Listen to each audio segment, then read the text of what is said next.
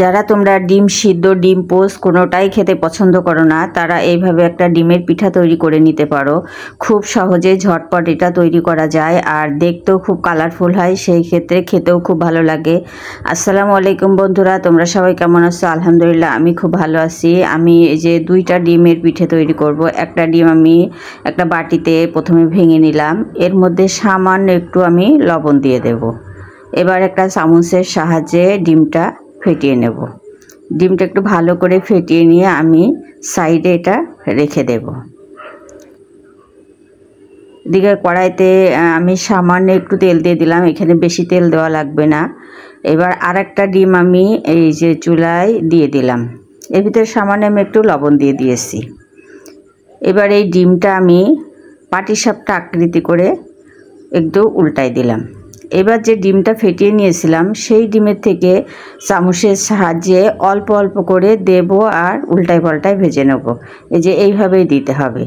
প্রথমে আমি দিয়ে দিলাম, দিয়ে আমি ডিমটা আবারও উল্টিয়ে দেব, দিয়ে বারবার যতক্ষণ আমার ডিমের গোলাটা থাকবে ততক্ষণ আমি এটা এইভাবে উল্টিয়ে পাল্টিয়ে ডিমের পিঠাটা তৈরি করে নেব। তোমরা চাইলে এর ভিতরে একটু চিনি দিয়ে নিতে পারো, তাহলে টেস্টটা আরেকটু বাড়বে। আবার চাইলে একটু চিলি ফ্লেক্স দিয়ে নিতে পারো, গোলমরিচের গুঁড়োও দিয়ে দিতে পারো। আমি জাস্ট লবণ দিয়ে দিয়েছি, আমি চিনিও খাবো না মরিচও খাবো না, এই জন্য সামান্য একটু লবণ দিয়ে আমি এটা ভেজে নিচ্ছি। এইভাবে উল্টে পাল্টিয়ে আমি ডিমের পিঠেটা তৈরি করে নেব।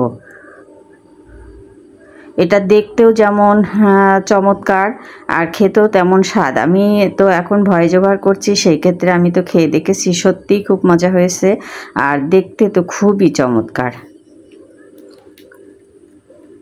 আমার এই ডিমের কুলাটা প্রায় শেষ। আমি ডিমটা একটু দেওয়ার কিছুক্ষণ পরে উল্টে দিতে হবে, সাথে সাথে উল্টালে ভিতরটা একদম কাঁচা থাকতে পারে।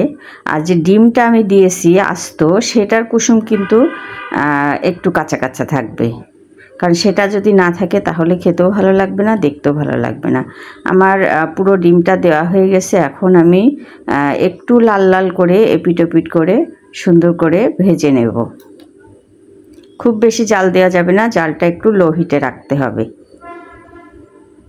এই যে দেখো আমার ডিমের পিঠেটা হয়ে গেছে, কত সুন্দর কালার হয়েছে, তোমরা তো দেখতেই পাচ্ছ। এখন আমি এটা একটু স্লাইস করে কেটে নেব।